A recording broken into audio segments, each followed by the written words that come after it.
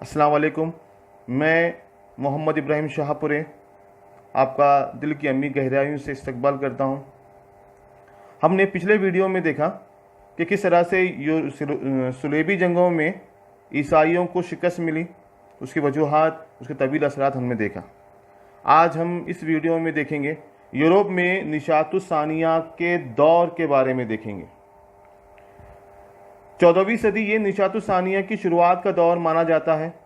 15ویں اور 16ویں صدی کو نشاۃ الثانیہ کا نقطہ عروج سمجھا جاتا ہے. ان 300 سالوں میں اقلیت پسندی اور سائنسی نقطہ نظر پر منحصر تہذیب و ثقافت کی بنیاد رکھی گئی. اس دور میں انسان کی عقل، صلاحیت اور طریقہ زندگی کو نیا موڑ ملا.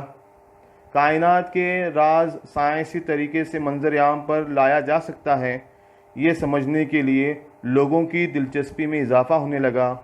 نظم، ڈرامہ، ادب اور دیگر شعبوں کو نظر انداز کیا گیا. اب یہ مضامین استعمال ہونے لگے. سائنس میں نئے تجربات کرنے کی ابتدا ہونے لگی.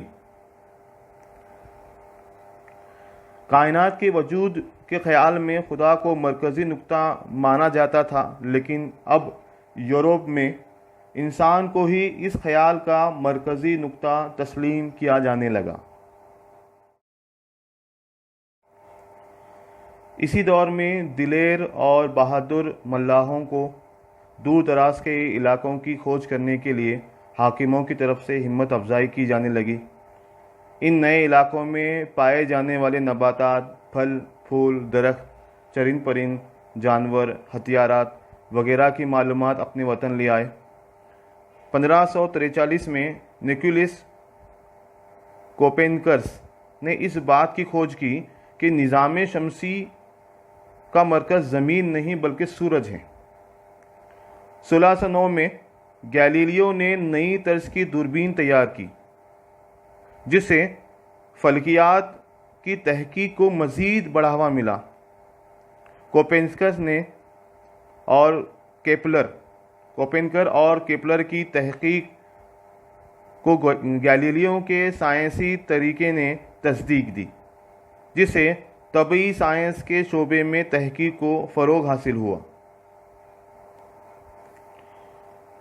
اس کے علاوہ بندوق میں استعمال ہونے والے بارود اور چھپائی کی ایجاد ہوئی، جس کی وجہ سے طریقہ جنگ اور علم کے فروغ میں بہت سارے بدلاؤ ہوئے. 1440 میں جرمنی کے جوہانس گوٹنبرگ نے چھاپ خانہ شروع کیا. 1451 میں اٹلی میں پہلا چھاپ خانہ شروع ہوا. چھپائی کی ایجاد دنیا کو نشاۃ الثانیہ کے دور میں ملا ہوا ایک عظیم تحفہ مانا جاتا ہے، جس سے مختلف قسم کے علوم اور معلومات عام لوگوں تک پہنچانا آسان ہوا. 18ویں صدی میں یورپ میں ابتدائی جدید یونیورسٹیوں کا قیام رکھا گیا. یورپ کے ان یونیورسٹیوں کے نصاب میں قدیم یونانی شاعر ہومر کی ایلیڈ اور اوڈیسی نظمیں، یونانی ڈرامے، عظیم شخصیتوں کی تقاریر، ادب، تصاویر، فن مجسمہ نگاری، علم اخلاقیات، علم سیاست اور تاریخ وغیرہ مضامین شامل کیے گئے. ان مضامین کے مطالعے نے لوگوں میں آزاد غور و فکر کے جذبات کو پروان چڑھایا.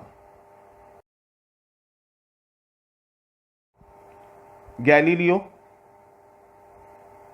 جس کی پیدائش 1564 میں ہوئی، یورپ کا ایک عظیم مفکر، فلسفہ داں اور ایک سائنسداں مانا جاتا ہے. گیلیلیو نے مشاہدہ کرنا اور اصول پیش کرنا جیسے اقلیت پسندی طریقے کو فروغ دیا. اس لیے گیلیلیو کو جدید تجرباتی سائنس کا بانی کہا جاتا ہے. مختلف اوزان والی چیزوں کے نیچے آنے کی رفتار مساوی ہوتی ہے. اس نظریے کی سچائی گیلیلیو نے پیسا کے جھکاؤ والے ٹاور میں تجربہ کر کے ثابت کیا. ہلکی چیز وزنی چیز سے جلدی نیچے آتی ہے. ارسطو کے اس نظریے کو غلط ثابت کیا. گیلیلیو نے بہتر دوربین تیار کر کے نیا انقلاب برپا کر دیا۔ شروعاتی دور میں دوربین کی صلاحیت میں اضافہ کرنے میں گیلیلیو کو کامیابی حاصل ہوئی، جس کا فائدہ ملاحوں کو ہوا۔ سمندر میں دور دراز والے چھوٹے بڑے علاقوں کو تلاش کرنا آسان ہوا۔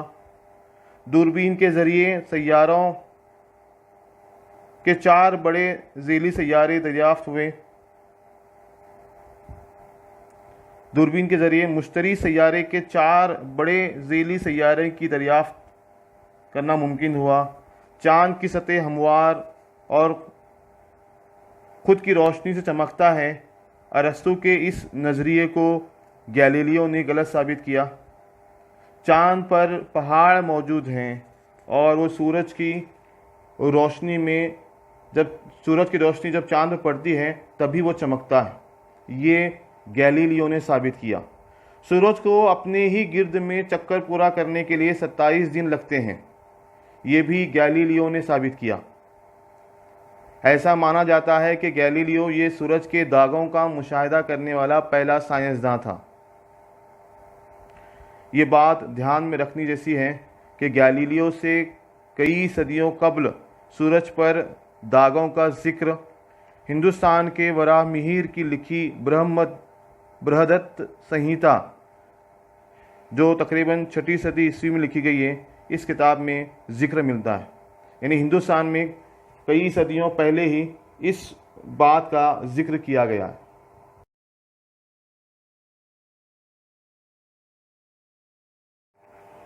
کیتھولک چرچ، جو یورپ کا ایک اہم حصہ مانا جاتا ہے، نشاط الثانیہ کے دور کے قبل چرچ یہ نہ صرف مذہبی عبادت گاہ تھی بلکہ عوام کی انفرادی زندگی کو کنٹرول کرنے والا ادارہ بھی تھا۔ چرچ میں مذہبی رہنما چرچ کے نام سے فرمان جاری کر کے عوام کا معاشی استحصال کرتے تھے۔ آزادانہ غور و فکر پر پابندی عائد کر دی گئی تھی۔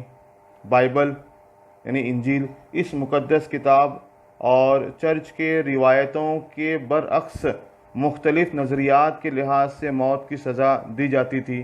ان تمام باتوں کے خلاف آواز اٹھانے کے لیے نشاط الثانیہ دور میں انسان دوستی نظریات کی راہ ہموار ہونے لگی۔ یورپ کے نشاط الثانیہ دور میں آج کے جدید سائنس کی بنیاد رکھی گئی۔ اس دور میں یعنی نشاط الثانیہ کے دور میں براہ راست تجربے کے نتائج پر مبنی سائنسی طریقے کے ذریعے انسان سچ کی تشخیص کرنے لگا۔ یہی جدید سائنسی دور کی بنیاد مانا جاتا ہے۔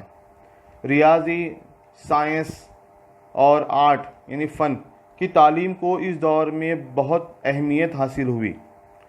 جدید دور کے ابتدا میں کئی قدرتی سائنسداں ہو گزرے ہیں، مثلاً لیونارڈو دا ونچی۔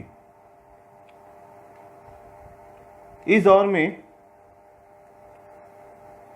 کیمیا نامی سائنس کے تصوف میں کمی آئی اور سائنسی طرز پر اس کی بنیاد رکھی گئی، جسے آج کیمسٹری مضمون کے نام سے پہچانا جاتا ہے۔ نشاط الثانیہ کے دور میں علم کیمیا میں ترقی کی وجہ سے معدنیات کے ذخائر اور عناصر کے متعلق علم میں اضافہ ہوا۔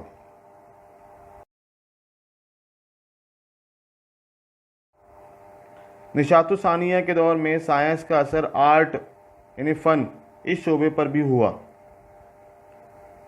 جس میں آئل پینٹ میں تصویر نگاری اور تحریر نگاری کی شروعات ہوئی۔ سائنسی طریقے سے قدرت کا مشاہدہ کرنے سے قدرت کا باریک بینی سے تصویر کرنا، ساتھ ہی سائنسی طریقے سے مشاہدہ کرنے سے انسان کی جسمانی ساخت کی خصوصیت ظاہر کرنے والی تصاویر تیار کرنا آسان ہوا۔ اس دور میں لیونارڈو دا ونچی اور مائیکل اینجلو کا کام بہت اہمیت رکھتا ہے۔